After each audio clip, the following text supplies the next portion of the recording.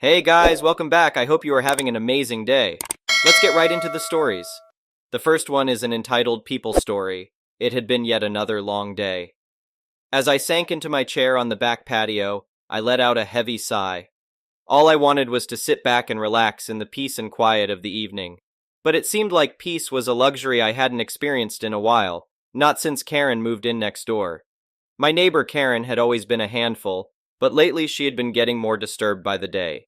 Any little thing seemed to set her off on a tirade. The problem was, more often than not, I found myself as the target of her insults and accusations. Like that time she claimed my kids were deliberately kicking balls over the fence to damage her prized rose bushes, as if a bunch of rowdy kids would be that precise. No, it had become clear Karen was looking for conflict wherever she could find it, and it was wearing me down. My doctor had even noted the added stress wasn't good for my heart condition. That's why he prescribed the new monitor, to keep a closer eye on things. I hoped having the data would put my mind at ease. I had just gotten comfortable when the back gate swung open with a bang. There stood Karen, eyes blazing as usual. "I need to speak with you right now," she demanded. With a sigh, I pulled myself up. "What is it this time, Karen?" She marched right over and pointed an accusing finger at the small monitor clipped to my belt. "What do you think you're doing with that thing on my property?" I glanced down, confused.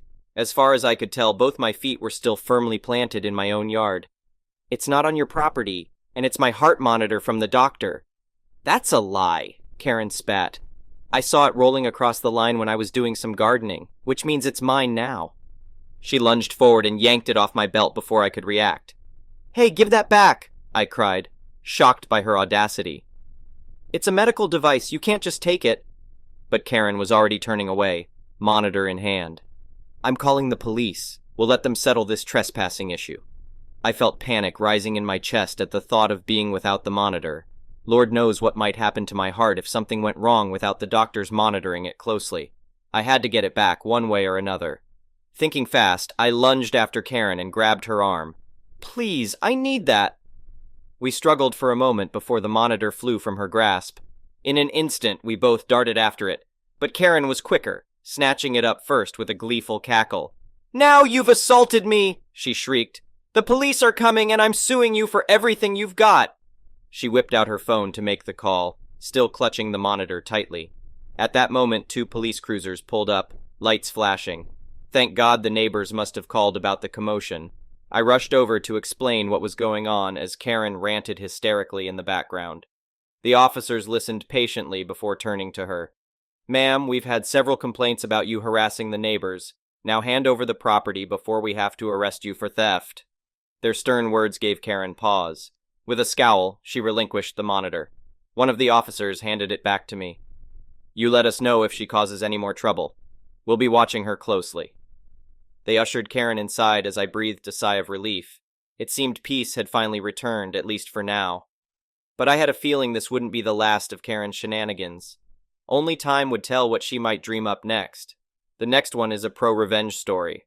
Obligatory backstory. Many of you have probably heard of families with strong hierarchical structures, normally with the eldest in the family having the most influence. My family is one of them, except that my parents are drug addicts deadbeats, so my eldest sister, 31F, our entitled mother, raised all 5 of us. She is the boss of the family. She says, "Jump." Everyone says, "How high?" The focal point of the story is my youngest sister, 20F, who I'll call Little Sister. Most of us have a handful or at least a couple of memories with our mother before she lost her crap, except for Little Sister. For her, entitled mother is the only mum she ever had, and entitled mother knows how to take advantage of that. All of us noped out of our parents' house as soon as we turned 18, except for entitled mother who waited until Little Sister and our brother were raised, and in their mid-teens to move across the country, and soon found jobs and accommodations for all of us to move to the same state as her. Little Sister begged for years to move in with her, but entitled mother always denied, saying that somebody had to take care of our father, and because she and her new husband needed privacy and space. That was until entitled mother got pregnant. She got Little Sister to move in with her, and she has been there for the past 2.5 years, helping out. Now to the story. Entitled father's family wanted to visit for a couple of weeks, so Little Sister had to stay with me for that time so that they could use her room. It's worth noting that entitled mother didn't ask or let me know about it, she just dropped Little Sister off. One day she saw me studying for my master's degree and said something about how she always wanted to go to college, and this is how it went. Me. So why don't you? Little sister. Oh, I talked to entitled mother about it, but she said not everyone is the college type, and that I wouldn't have time to work, study, and take care of niece at the same time. And it's expensive. Me. Most people work and study at the same time, and she can put niece in a daycare. I'm sure it wouldn't be that much more expensive than what she's already paying you. Little sister. She doesn't pay me. She already gives me food and shelter, and if I need money, I just take a shift at work. And this is how I learned my sister was not only babysitting, but also cleaning the whole house for free every day. She was even only working 8 hours a week at her normal job because she was too busy taking care of our niece. Long story short, it took me weeks to convince her to apply to community college, and then more weeks on the actual process. But she finally got confirmation she would start in September. All of that behind entitled mother's back. She was planning on telling everyone the next time we all got together, which would be Independence Day. But before that could happen, entitled mother got everyone together at her house to announce that she was pregnant. Little sister starts crying because now she wouldn't be allowed to go to college. Entitled mother gets deeply hurt and offended that she planned this behind her back. I butt in, our other siblings butt in. It's just generally a mess. How could you do this to me? Who's going to take care of the babies? I can't believe you'd be so selfish. If you like OP so much, go stay with her. These were all some of the things she said. She kicked me and little sister out, who stayed with me until they made peace. Both of our siblings reached out, one to say that I should have minded my own business, and the other to tell me she was on my side but wouldn't say anything. After that, little sister moved back with her and didn't go to college, but they agreed she would get paid $6 an hour and be allowed to take more shifts at her job until the baby is born, and then go to real college after the child turns 1 year old. I know it's messed up, but all of them, especially little sister, worship entitled mother like a god. I waited a year to act on my revenge, making sure my sister had saved enough money to live on her own. The revenge. First, what I did was research the legality of paying a homeless person in food and shelter. In the US, depending on the state, it's legal as long as you do not cross the line and the person becomes an employee. For example, you can give the person a list of tasks you want done. However, you cannot say that it has to be done in a certain amount of time. You also cannot request someone to be somewhere at a certain time. You can ask but not demand on the time. It comes down to a choice of words. Also, you have to comply with rental laws. If your local laws say that you must give 30 days notice to a tenant, then you must give 30 days notice to this person as well. I had proof of all of the situations, several screenshots of entitled mother admitting not paying and not allowing little sister to move out get a job, and also admitting to kicking her out whenever she wanted. All this technicality seemed worthless since no one would sue her. But that didn't matter. I just wanted to make sure that her boss knew that if she were to be sued, it would be a sure case. Entitled mother works for a civil rights attorney's office, so discovering she has a literal modern-day slave would probably get her fired. I could have just created a burner email and sent it all to her boss, but then they would explain to her why she's getting fired, and that would get me and little sister in trouble. So what did I do? Entitled mother was always complaining about one of the bosses at her job that hated her and had tried to get her fired for ages. I went to the company site, found the woman. Thankfully, she was the only Ashley that worked there. Found her on Instagram and Facebook. There, she had a post tagging her yoga studio. Went to said studio and created my membership. It took a few weeks of trial and error trying to find exactly what class Ashley belonged to, but I finally found her. Then I went to yoga class every Tuesday and Friday at 8 a.m. for months, slowly building a friendship with her. Around 3 months in, she asked to follow me on Instagram, and I was already prepared for this scenario, having deleted the few pictures I had with entitled mother. After 9 months, when our friendship was a strong baby, I brought up the crazy coincidence that I found out she worked with entitled mother. Before things could get awkward, I said, "It's ironic that she works for civil rights considering, everything." That got Ashley's attention. I told her everything, showed every screenshot. I could practically see her eyes shining. They had their own history that is not important to the story. All you need to know is, entitled mother is an idiot. Ashley wants revenge as much as I do. I told her about little sister's situation and why entitled mother couldn't ever know about this. This is why being friends with Ashley was so important. If I had just sent them the proof and explained the situation, they would have probably just ignored it, since this was a very legitimate reason to fire her, and they wouldn't risk firing her for a minor mistake and maybe getting sued.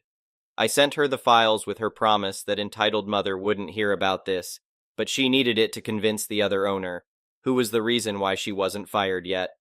2 months later, entitled mother was fired for minor mistakes, lateness, and general bad productivity. Small victory, sure, but I loved coming to visit her during the 4 months she was unemployed.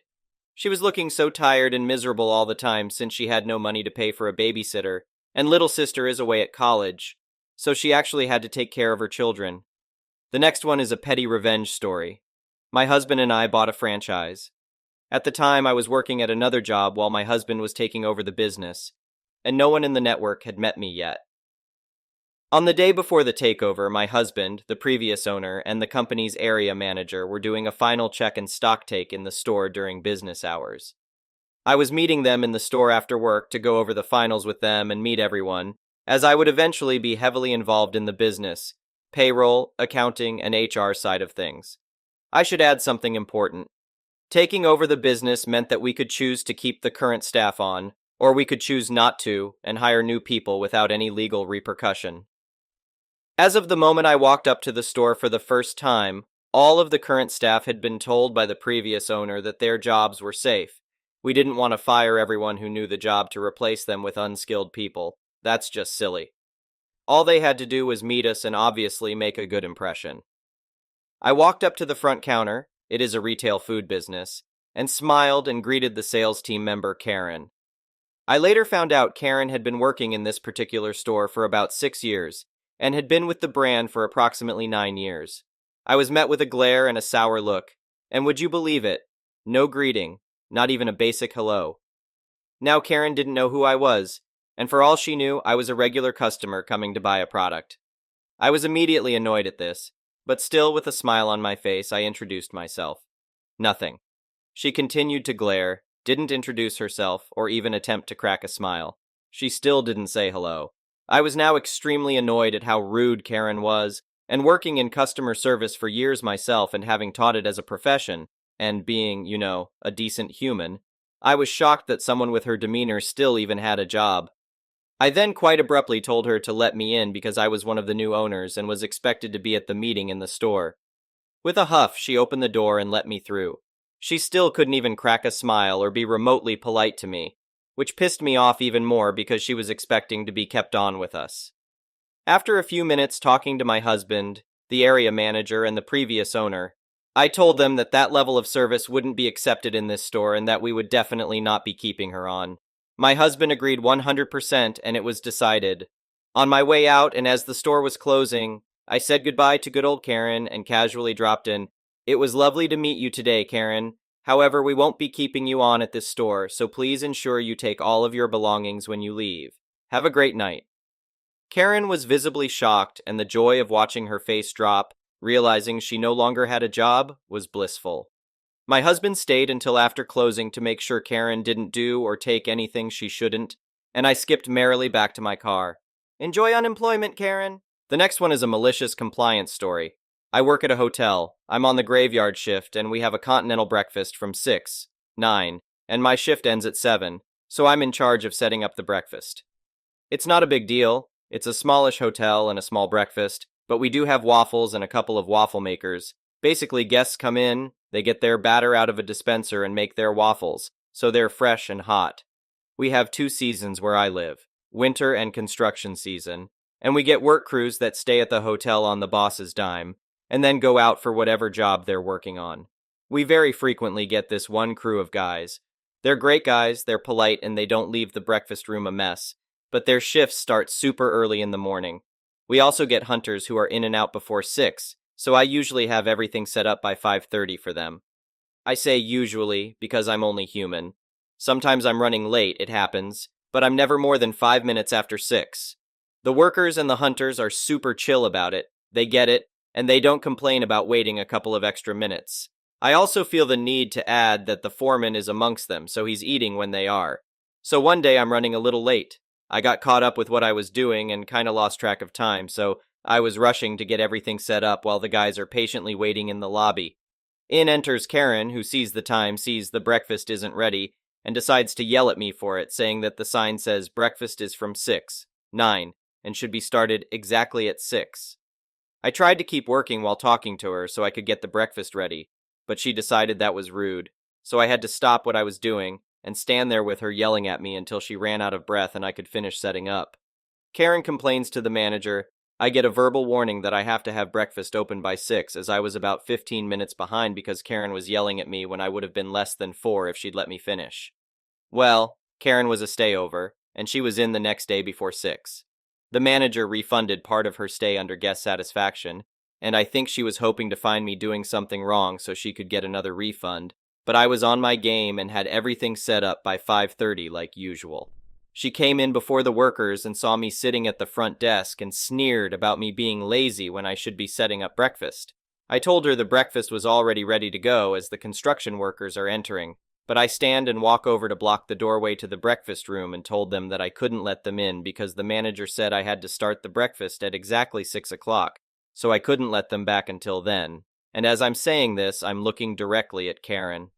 Slowly heads turn, and Karen goes red and mutters something about coming back later and leaves, so I let the guys back.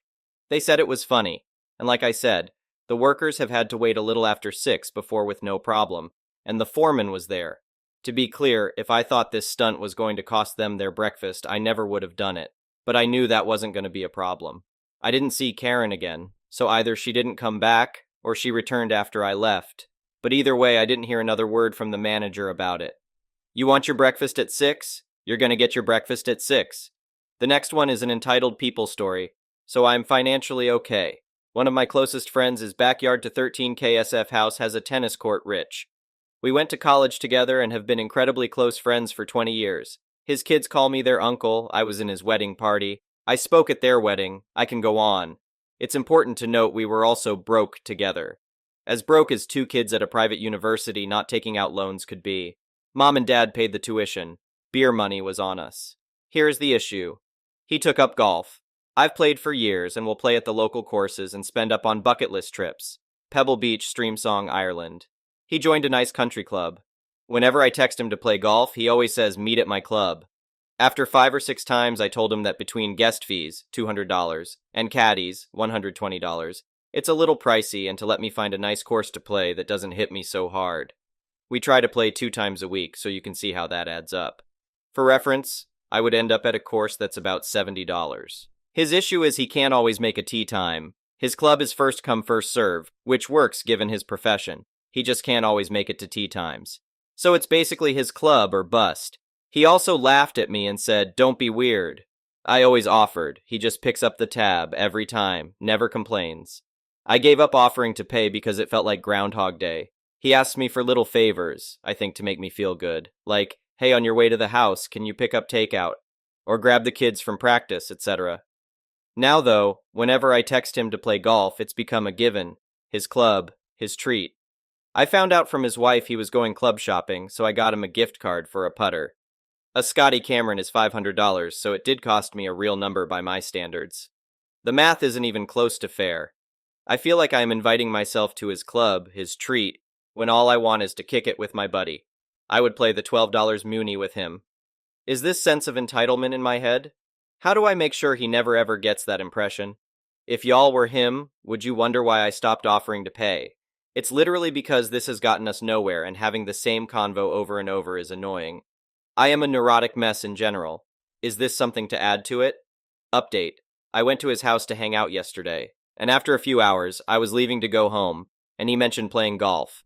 So I said, hey, can we talk about that? I opened with something like, dude, I would play the dog track with you. Any chance we can go somewhere else? He asked why, and I said something like, you keep spending $500 to hang out with me, and it eats at me. The mood shifted to serious, and we chatted. A long trip down memory lane. A lot of remember when. He hit on a couple of things that were touched on here. 1, relationship with his kids. After golf, we almost always do something with the kids. If we play 45 minutes from his house and not 10 minutes, we can't do that anymore. 2, a long history that didn't keep score. 3, the general, it's our money, we'll spend it how we want attitude he and his wife have earned. He also understood that this isn't like before where who pays doesn't matter because it would always work out. The income disparity here is pretty permanent, and the rest of our lives can't be this way.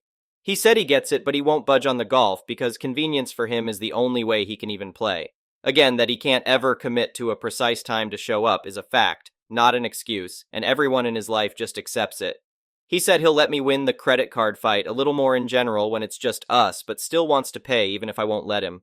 But if we're double dating, split every time. He said that made sense to him.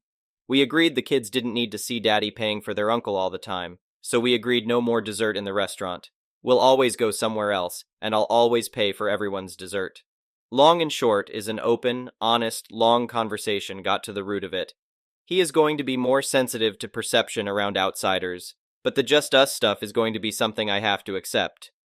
He also made sure I understood that never once that I've invited myself over his house, or out for dinner, or to play golf that he thought I was doing so for a freebie.